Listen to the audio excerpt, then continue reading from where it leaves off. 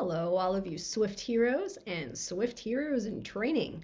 Thank you for joining me today for my talk, The Story of an App. I'd first like to apologize for my scratchy voice. I've been a little bit under the weather, but now the sun is shining again and I'm feeling better now, but I still like to say sorry for any coughing or whatnot that may occur. I'm very happy to be with you here today at this amazing conference. I know we all wish it were in person, and hopefully by next year it will be. It's definitely a different experience when you can connect with the people live, but it is what it is. But I'd like to give a big shout out to the organizers for putting this all together. I'm Leah Vogel. I'm currently a mobile engineering manager at Chegg. I'm originally from the USA. I lived in London also for about 4 years, and I currently reside in Israel. I like to write, I like to speak, and I really love to read. I have very eclectic taste in books. This isn't a virtual background, by the way. Somebody actually asked me recently if I live in a library. I don't live in a library. Currently, I'm reading one of the Mistborn books by Brandon Sanderson, and I'm enjoying it a lot. So, what am I going to talk about today? Today, I am going to share a story with you about an internal app that I developed, and I'm going to give you some pointers that are applicable to all types of projects and features, no matter what the scale. We're also going to be exploring Apple's Multipeer Connectivity framework and then tie it all together with SCRAM. What's SCRAM? We'll get there. I'm also known for my tendency to speak quickly. I will really try to keep my pace reasonable. So, as I said, I currently work in Chegg. Chegg is where we help students save time, save money, and learn smarter. I joined Chegg in November of last year, but I started my career at Glide. Glide was a little startup in Jerusalem, and there we developed a video texting application. And then they also went on to develop something called the wristcam, which is an Apple Watch band with 2 cameras. And if you haven't ever heard of it, check it out. It's really cool. But in between, I worked at Orcam Technologies for 3 years, and there is where our story takes place. So Orcam develops smart assistive technology. So you can see here some of the solutions for people who are living with visual impairment and blindness and dyslexia. So featured in these pictures is the Orcam My Eye, which is a little tiny device that attaches to people's glasses. There's the Orcam Read, which is a handheld device. And of course, in the pictures is also Messi, who's the company's presenter. So back in January 2020, they were going to showcase their brand new device at CES. CES is a big technology/trade show event that used to occur live every year in Las Vegas, and it's a wonderful place to showcase your newest and coolest stuff. So one day, the executive VP of R&D calls me in and asks if I can develop a remote control app to be used at the demo, the purpose would be to play a video on a bunch of iPads at the same time. So I said, sure. I mean, CES was 3 weeks away. Plenty of time to do that, right? Wrong.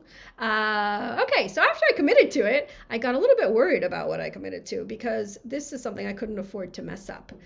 When you're dealing with Bluetooth, sometimes you can have little issues of, of sub-second latency. And I was imagining playing the 4 devices at the same time and having a little off by 1 or off by 100 milliseconds error, and what that would do for playback. And that would be really weird. And then I started thinking about ways that I could force the playback to be an exact specific time by making sure that all of the iPads time were set exactly at the same time, and then maybe start the playback at the next round minute, and that way the videos would ensure to be played in sync. But it could be really weird and awkward if, let's say, we're already at a minute and 10 seconds and then have to wait another 50 seconds delay before the playback started, and then I would wind up sacrificing responsiveness for precision, and I didn't really think that would be such a great idea.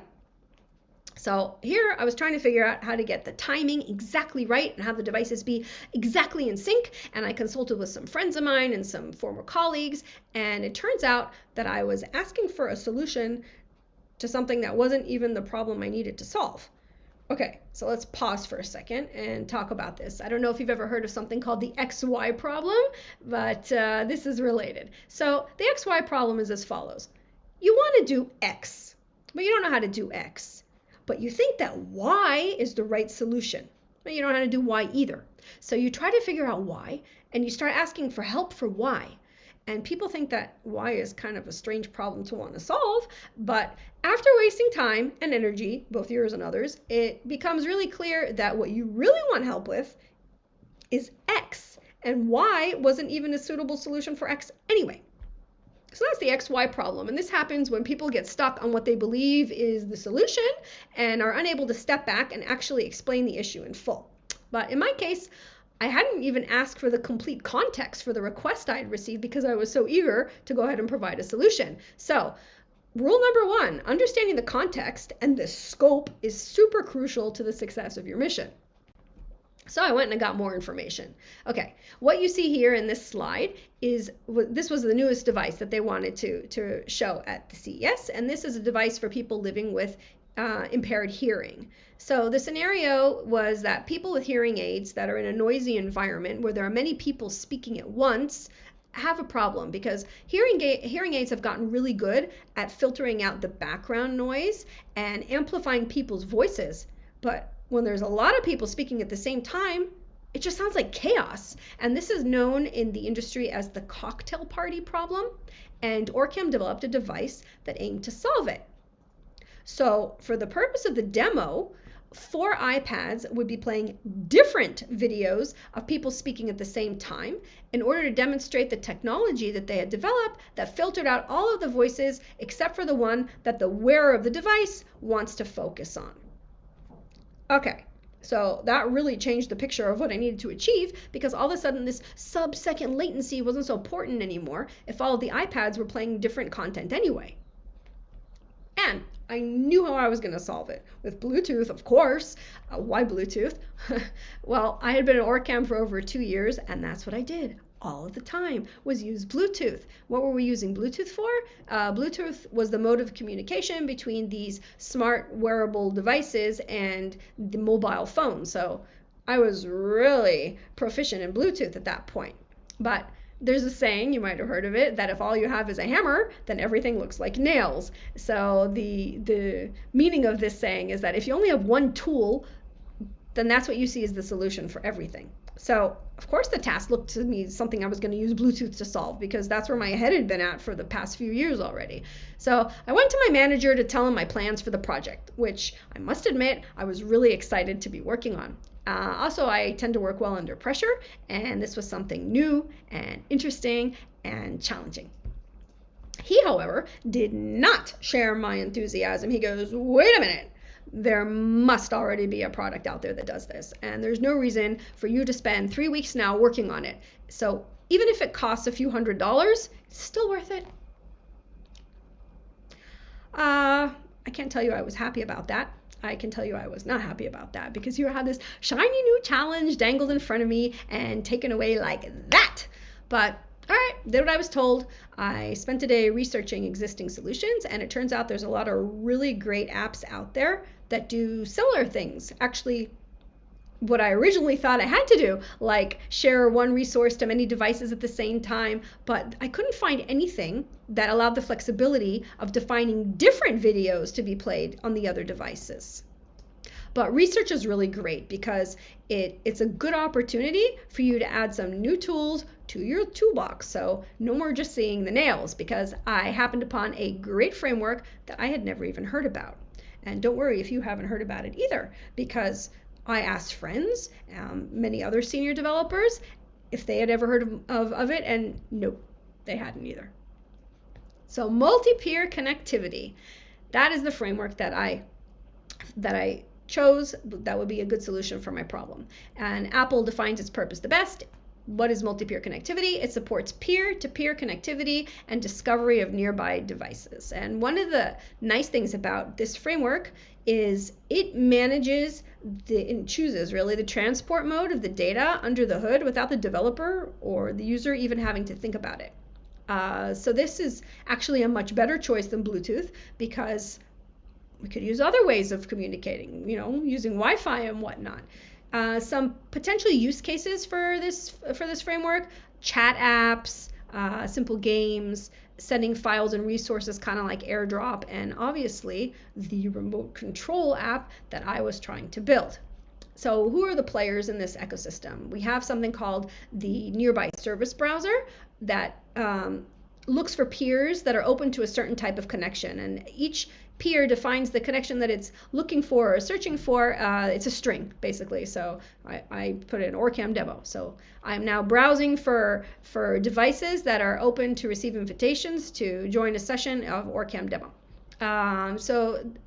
And then there's the advertisers, which are the ones that are advertising that they're open to accepting connections of a certain type. And for people who are familiar with the core Bluetooth framework, this is very similar to the Bluetooth central and peripheral paradigm.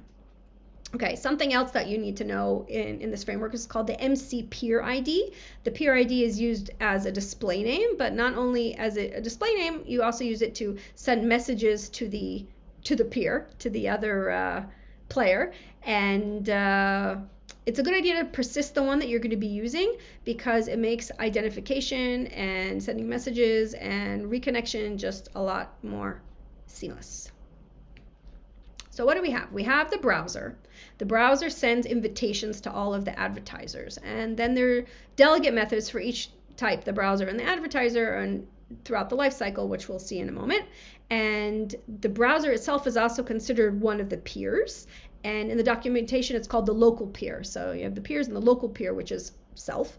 And the maximum number of devices that can be connected at a time is defined by default as 8. I did see questions and answers of people who managed to use more than that, but it says it could cause undefined behavior.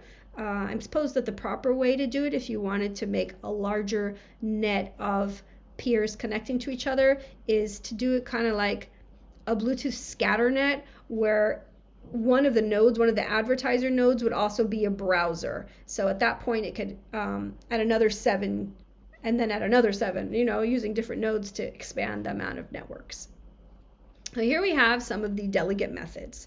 We have the browser method, the browser methods, and the advertiser methods. So the browser methods, where you want to go to found peer, that's what you're doing when you're browsing, you're looking for peers, and then inside that method, you would send an invitation to that peer ID.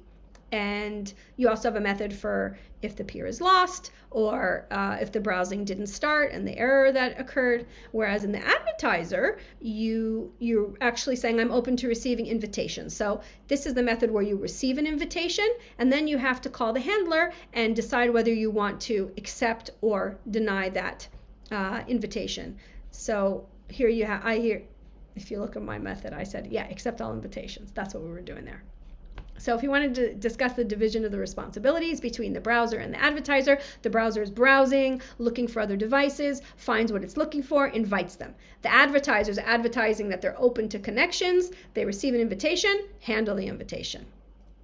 After the connection has been performed, then all of the communication is handled via the session object, which each of the players configures using their MC peer ID.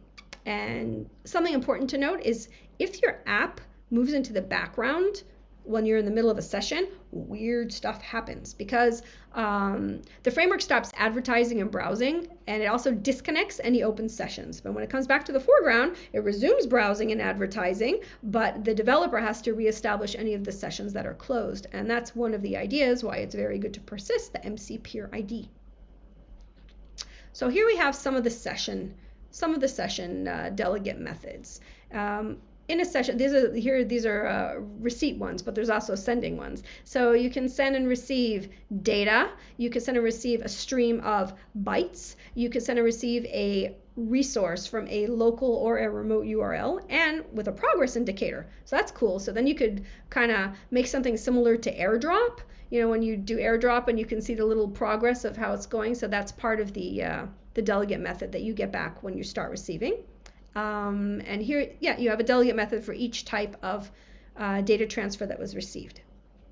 With regards to sending the data, you can choose to send to a specific peer using their peer ID, or an array of peers, or actually all of the peers. The session has a nice little property called connected peers. So you could just send to connected peers, a session.connected peers, and get all of them that are connected to that session. And additionally, you can decide if you want the mode of sending to be reliable or unreliable. There's pros and cons for each one. Reliable ensures delivery and ensures order, whereas unreliable doesn't ensure delivery and doesn't ensure order, but sometimes, depending on your use case, you might not care. Another thing that gets reported, there's a delegate method for state changes of the session, of each session, meaning if you're connected to a peer and one of their sessions disconnects or whatever, it's important for you to know, that way you don't continue sending data to them and whatnot. All right. I made a little POC, which is a proof of concept to test out the framework. This was a new framework for me. I never used it before. I just wanted to see, can I make it work? I did have, of course, my fallback of Bluetooth if I couldn't, but wanted to see if I can make it work. Now, it's important to note that some people get confused by the different terminology of a POC, proof of concept, prototype, and an MVP. So we're going to explain them a little bit here so we can all be aligned. What is a proof of concept? Proof of concept is literally a testing a theory. Can this be done? Can it be done? It's not the entire solution, just can it be done? Proof of concept. So as soon as I could initiate that framework and make two peers communicate to each other, that's my proof of concept. Great. Then comes a prototype. What is a prototype? A prototype is something that you can already play with and test. It's kind of like a rough version, generally used to determine if the feature feels right, what needs to be improved to make it more production worthy. Then we have the MVP, which is the minimal viable product. And this is something that users could actually benefit from. How does that differ from the prototype? You don't want to ship your prototype to your users, but your MVP is something that's already mature enough to go out and get played with. Well, while I was working on this, I had a lot of hiccups along the way. Let's put aside for a minute the fact that I had literally a ticking clock the whole time. I had used some valuable time by exploring solutions to a problem which wasn't even the problem that I was supposed to be solving, and then researching for existing solutions to make sure I'm not reinventing the wheel. And then finally I found the framework, which I had never used before, and I had to test that out. And then not only that, inside the documentation, Apple has some like helper objects, which is supposed to make your life easier. I couldn't get them to work. There's something called the advertiser assistant, and there's something called the browser view controller, which is supposed to be out-of-the-box solutions, which just plug and play and work. I don't know why they didn't work for me. I didn't afterwards do a retrospective and flesh it out and figure it out because I didn't. But I couldn't get those to work at all. So I reverted back to manually handling the browsing and the advertising and the connection, which is not complicated. So what did I wind up doing? What were my requirements? I needed to be able to play the video, pause the video, dismiss the player. That's what I did. So I defined three commands, and that's what I was going to do. And I sent them as a string. We'll send them as data in a string, and that's what I wanted to do. So this is what I did. That was the scope. I made it work, and woo! So clap if you know that amazing feeling of getting your thing to work. I was like, yes, I proven that it can be done. And now I needed to make it a little bit more user-friendly, not so much on the player side, because the player was just a player. All it had to do was present a player, pause the player, dismiss the player. But for the controller, I wanted to make it, a little bit more user-friendly, improve the UI, the UX, and maybe make some descriptive errors when people disconnect and things like that. So really I wanted to get to the MVP stage. That would be enough to work at the demo. So MVP is often used incorrectly because some people don't really understand the definition of minimal and viable. Those are the key words here. So when one says minimal does not mean something that adds no value to the user. It has to add value. It has to be something that works. It has to be something that could do something. But if you wait and you don't make it minimal and you keep adding things to your feature or your project, you add it and you make it better and you make it better, it could turn out that some of those things are not even needed. The users don't like them, they don't need them. So the ability to ship fast and get feedback as early on as possible is really crucial. But don't forget the viable part. So viable also means that it has to survive. So if you have a lot of unhandled cases or errors or crashes, that's not viable. Minimal viable means it's a good working solution that provides value to the user. So here you see what the setup was going to look like. We had these 4 beautiful new iPads on their stands, and they were just there waiting for the magical input from my remote control application. It was so much fun unboxing them, and shiny and new. In the video, you can see playing with it on one of the desks over there. Basically, you see the presentation and the dismissal of 4 different videos at the same time. It was a lot of fun actually building it. Yes, it was stressful, but I was super confident that my VP was going to be really pleased with the results because it was exactly what he had asked for. So I came to show it to him, and together we went into the demo room and he played with it, and it worked flawlessly. And I have to say, I was feeling really proud of myself at that moment. So clap if you've delivered your feature to your stakeholder to the exact spec that they requested and they said, great, without asking for more things. Exactly. I don't hear any clapping. No clapping.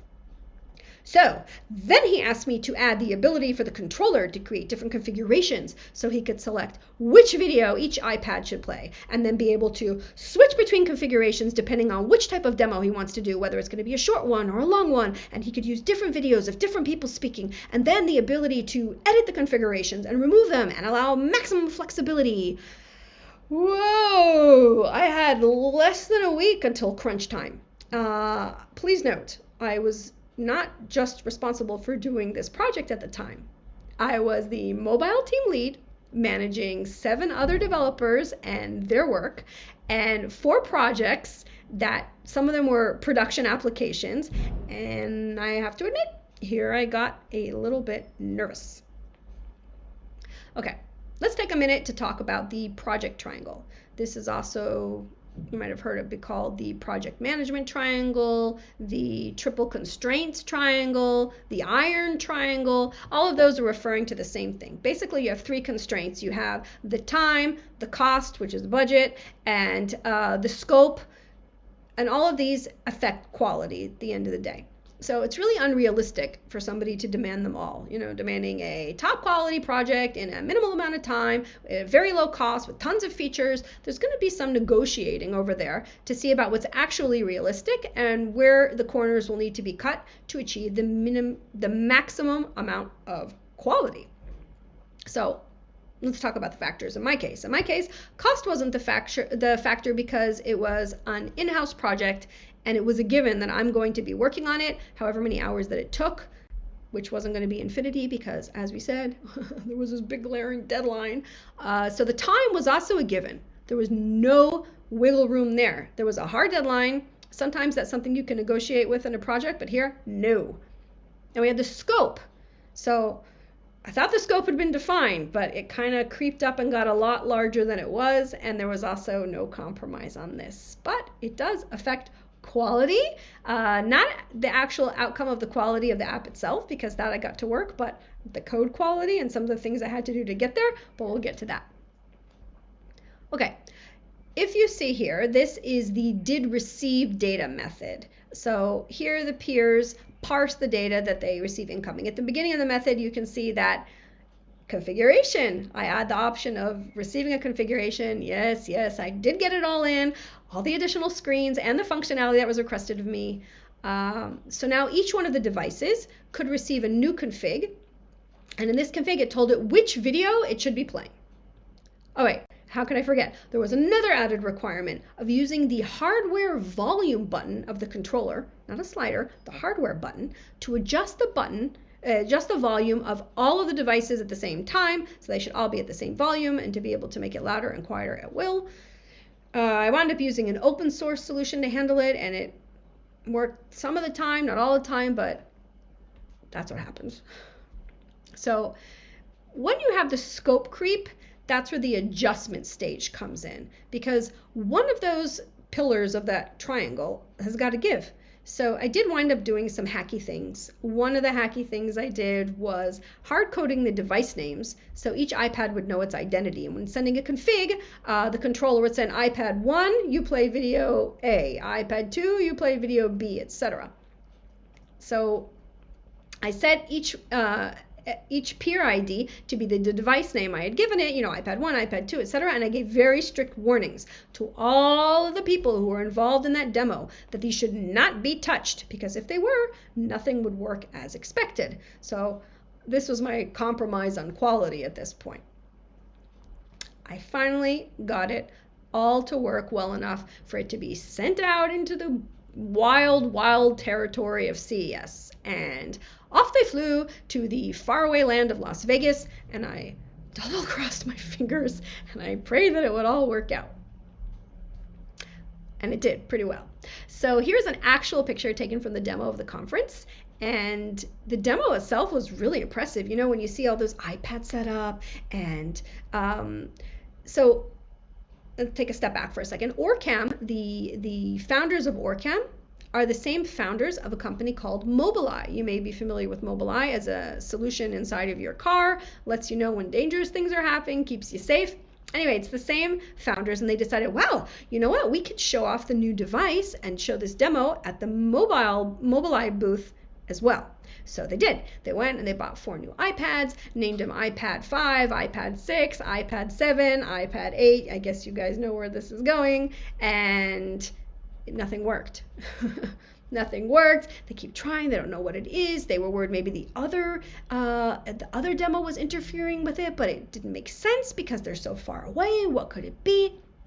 And suddenly somebody remembered, oh, they needed to be named iPad 1, 2, 3, and 4. So they renamed those 4 new devices, and booyah, it all worked. All right, so to tie all this together, I personally am a fan of acronyms, especially ones that you can pronounce. To me, it's an easy way to remember things. So I came up with the acronym SCRAM. Before using it, I wanted to check all the definitions, make sure there wasn't anything crazy I didn't know about, and that might not be appropriate. So you might have heard of SCRAM as, SCRAM, let's get away quickly. What I didn't know, it's also the name of a button and the process of an emergency shutdown of a nuclear reactor. So that was news to me. But actually the one that was most familiar to me was something from my childhood.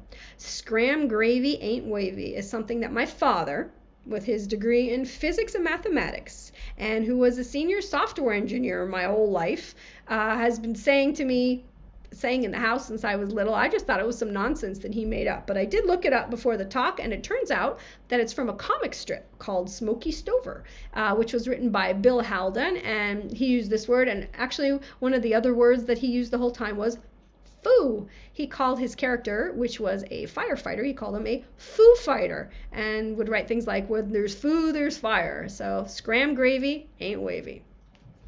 But in all seriousness now. So SCRAM here in our case is scope, research, adjust, MVP. And this is a cycle that, once you get to the end, do it again. So start with scope. Scope, it's very important that you understand the exact requirements of what you're going to be doing, whether it's the problem that needs to be solved, not just the solution. When somebody comes and say, can you do X? It's important to know, why do you want to do that? Because you might have a different solution, a better solution. Then you have the research stage, which is great because it gives you the opportunity to expand your horizons and perhaps add some more new tools to your toolbox. But after that stage of doing research, sometimes you need to adjust because you may come up with some information that you weren't expecting, which could affect the time of the project or the scope, perhaps needing to cut scope or widen it, etc. Included in the research, I guess I would add, is the POC, the proof of concept stage, and then you have enough information to bring back to your stakeholders regarding the adjustment. And remember the project triangle. You can't have it all. Sometimes something's got to give. And then you have the MVP stage. Now, the MVP stage, doing it correctly is a really powerful way for you not to waste time, actually, because you get quick feedback loops. You find out quickly what works and what doesn't to be able to continue. And as I said, and then you go back to the beginning. So after you've got your MVP, then you're probably going to have new scope, more research, more adjustment, more MVP. Now, this model can be applied to any kind of development, really, not an entire product, but also features within a product. Okay, and regarding multi-peer connectivity. So if you would like to read up more on that, you can, of course, refer to Apple's documentation. It's not nearly as extensive as the Bluetooth documentation. It's just a few pages. And additionally, there's a really nice tutorial out there by Ray Wenderlich. So that's also something I would suggest looking into if it's something you'd like to explore more in depth. I would like to thank you all for listening today. You're a great audience, super quiet. Feel free to reach out and connect. I'd also like to make a public thank you to people who make free resources, especially UI and UX resources. I'll tell you, SlidesGo was a great one for this one. I'm not really great at UI, not my strong point, so I appreciate when we have things that are ready-made for people like us. I'd also like to say thank you to all artists and content creators like on Unsplash and Pixabay who allow these free resources. And I'd like to say thank you to my friend Sylvia for the lovely Hitchhikers artwork that you can see here. Thank you to the organizers of the conference, and I hope all of you have enjoyed this talk and enjoy the rest of the conference. Have a great day.